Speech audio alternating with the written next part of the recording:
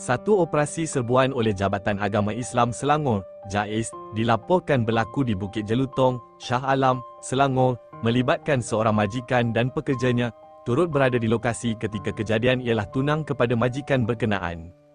Menurut maklumat awal, majikan tersebut yang difahamkan sudah bertunang, dipercayai tinggal serumah bersama pekerjanya sebelum tindakan penguatkuasaan dijalankan oleh pihak JAIS.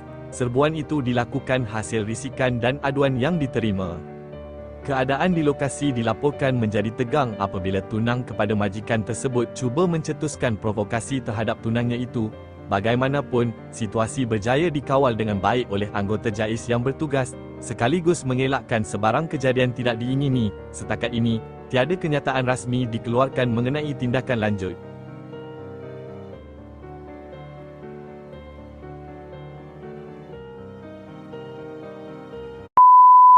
You kata you dah berubah. You want to destroy me so much, right?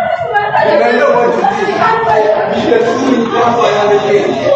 Please, I don't like Masalah you dah. You're going to jail, you know that. What you have done is so bad. So bad. Conspire against me.